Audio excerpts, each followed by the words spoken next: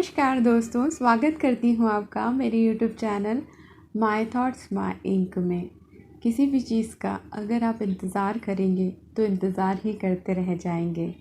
चाहे वो आपका कोई सपना हो, चाहे जीवन के छोटे मोटे रंग, खुशियाँ, कुछ पाने की चाहत, कुछ भी हो, आपको प्रयास करना पड़ेगा, मेहनत करनी पड़ेगी, जुनून दिखाना होगा कि आपको वो चीज़ चाहिए ही। ऐसी ही मेरी आज की कुछ कहानी है जो वैल्यूज़ पर है कि कैसे हम अपने अनमोल जीवन को खुशियों से, प्यार से बिताने के बजाय टेंशन में और ज़िम्मेदारियों के बोझ में दब कर बिता देते हैं। कहने का मतलब ये बिल्कुल नहीं है कि आप ज़िम्मेदारी ना निभाएं, पर आपकी ज़िम्मेदारियां, आपने कभी सोचा है कि आपका जीवन जब तक है तभी तक आपकी ज़िम्मेदारियां भी हैं।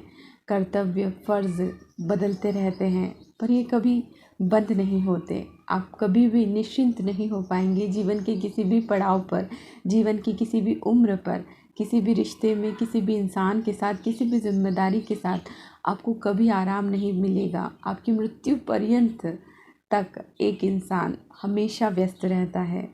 छोटी मोटी तकलीफ़ें आती जाती रहती हैं, कभी कभी बड़े बड़े सदमे भी आ जाते हैं, पर इन सब में भी हमें जीना तो चाहिए ही, क्योंकि जीवन तो फिर भी अनमोल है। और हर इंसान का फ़र्ज़ बनता है कि इस अनमोल देन का जो विधाता ने हमें दी है एक सौगात के रूप में, उसका हम आदर करें। ये ज़िंदगी गुजर जाए उससे पहले हम जीना सीख जाएं। तो शुरू करते हैं इस कहानी को। ये कहानी एक ऐसे व्यक्ति की है जिसे लगता है कि उसके जीवन में बहुत सारी समस्याएं हैं, बहुत सारी जिम्मेदारियां हैं, उसके बहुत सारे कर्तव्य हैं, तो उसे खुश होने का भी वक्त नहीं है या उसके पास खुश होने का कोई बहाना नहीं है, क्योंकि जीवन ने उसे कई जिम्मेदारियां दे दी है। वो लगातार एक महात्मा जी के पास जाता था। महात्मा जी उसे समझाते थे कि जीवन का यूँ अपमान नहीं करना चाहिए। हर व्यक्ति के पास अपने अपने कुछ कर्तव्य हैं, हर व्यक्ति अपने रिश्तों को निभा रहा है, लेकिन खुश रहना हर व्यक्ति का दायित्व है, क्योंकि जो व्यक्ति खुद खुश नहीं रह सकता वो अपने से जुड़े किसी भी व्यक्ति को कभी भी खुश नहीं रख सकता है। तो तुम खुश रहा करो। महात्मा जी के समझाने पर वो व्यक्ति हर बार यही कहता कि महात्मा जी, मैं क्या करूं, मेरे जीवन में कई तरह की समस्याएं भी हैं और बहुत सारी जिम्मेदारियां भी हैं।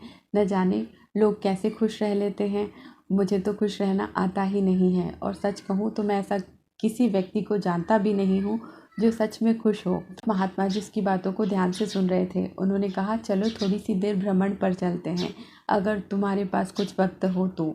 वो व्यक्ति कहता है कि ज़रूर महात्मा जी, मुझे सौभाग्य की प्राप्ति होगी आपको भ्रमण करवाने में। दोनों जाते हैं। अब महात्मा जी नदी के पार वाला मार्ग चुनते हैं भ्रमण के लिए। गहरी नदी को देखकर, शिष्य की ओर देखकर तट पर ही बैठ जाते हैं। कुछ देर बैठे रहते हैं। उस व्यक्ति को समझ नहीं आता कि महात्मा जी तो घूमने के लिए आए थे, यहाँ बैठ क्यों गए। कुछ देर वो इंतज़ार करता है। थोड़ी देर बाद उसे रहा नहीं जाता है तो वो प्रश्न करता है कि महात्मा जी चलिए हम घूम कर आते हैं। महात्मा जी कहते हैं, कैसे जाऊं, मैं इंतज़ार कर रहा हूं कि नदी सूख जाए फिर हम चलें उस पार, बहुत ही सुंदर जगह है। वो व्यक्ति आश्चर्य से महात्मा जी को देखता है और कहता है कि महात्मा जी, ये नदी तो कभी भी नहीं सूखेगी, चाहे हम जीवन भर यहीं प्रतीक्षा करते रहें। हमें बीच का साधन, बीच का मार्ग अपनाना पड़ेगा, इसीलिए ये नौकाएं यहाँ पर हैं। तो हमें किसी नाव को लेना पड़ेगा और इस नाव की सहायता से ही हम उस पार जा सकते हैं और फिर से इस पार आ सकते हैं। उसके लिए हमें यहाँ पर बैठकर अपने वक्त को बर्बाद करने की ज़रूरत नहीं है।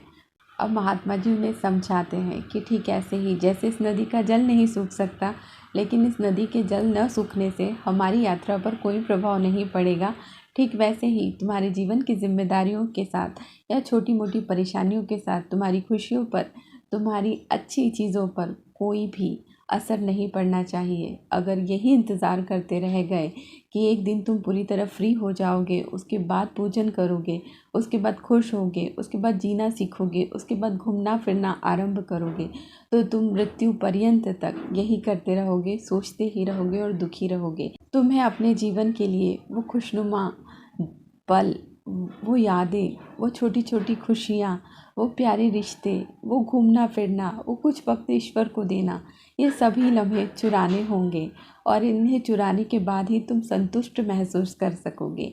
एक भी रंग में, एक भी अवस्था में रहना किसी भी इंसान को बोझ लगता है तो अपनी अवस्थाओं को बदलो।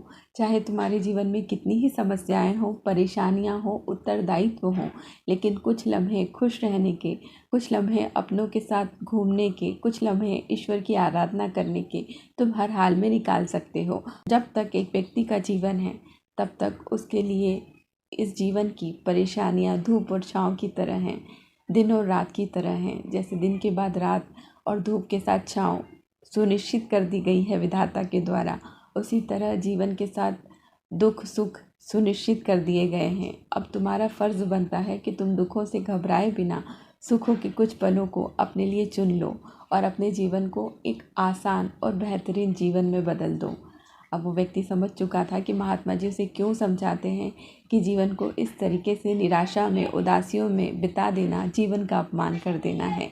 अब उसे महात्मा जी की बात समझ में आ जाती है। तो दोस्तों, आप भी इंतज़ार मत कीजिए कि कब आपके बोझ, आपकी जिम्मेदारियां आपके सर से उतरेंगी, कब आपके जीवन में कोई खुशी का पल आएगा। खुशी का पल तो आपको चुराना पड़ेगा, खुशी का पल तो आपको छुड़ाना पड़ेगा, खुशी का पल तो आपको बनाना पड़ेगा। हम जब भी चाहें, जब अपने जीवन को इस तरीके से ढाल सकते हैं कि उसमें खुशी के लिए, अपनों के लिए, घूमने फिरने के लिए, ईश्वर के लिए, सभी चीज़ों के लिए व्यवस्थित एक वक्त मिल सके। आपके जीवन की जो भी परिस्थिति है वो परिस्थिति हमेशा ही रहेगी। फ़र्क बस इतना है कि कुछ चीज़ें सॉल्व हो जाएंगी तो दूसरी कुछ चीज़ें आपके जीवन में आ जाएंगी, पर इससे आपके जीवन का जो वातावरण है वो ख़राब नहीं होना चाहिए। आपका जीवन चलते रहना चाहिए। जैसे दिन के बाद रात और रात के बाद दिन है, जैसे सुख और दुख है, आप चलते रहिए। आज दुख है तो कल सुख आ जाएगा, लेकिन अगर आपने इंतज़ार किया कि आपके जीवन में सुख आएगा तब आप जीवन जिएंगे, तो फिर आप कभी भी जीवन जी ही नहीं पाएंगे। तो इस कहानी का सार बस इतना ही है कि आपके जीवन में जो भी घटनाक्रम चल रहा है, जैसी भी परिस्थिति है, जो भी विधाता ने आपको स्थितियों में डाला है, आपको हर हाल में हर चीज़ के लिए वक्त है, बस आपको उसका मैनेजमेंट करना आना चाहिए। तो उम्मीद करती हूँ कि आप अपने जीवन का मैनेजमेंट बहुत अच्छे से करेंगे और वो गहरी नदी जो आपको दुख दर्द या जिम्मेदारियों से भरी हुई दिख रही है, उसके बीच खुशियों की एक प्यारी सी नाव बनाकर अपने जीवन की यात्रा को बहुत ही सरल बना लेंगे। तो उम्मीद करती हूँ दोस्तों कि आपको ये कहानी समझ आई होगी, अच्छी लगी होगी, इससे कुछ सीखने को मिला होगा। अपनी खुशियों के लिए इंतज़ार मत कीजिए, उन्हें ढूंढिए और उन्हें जीना शुरू कीजिए। मिलती हूँ अगले वीडियो में, तब तक आप मेरे चैनल को सब्सक्राइब कर लीजिए। नमस्कार, प्रणाम।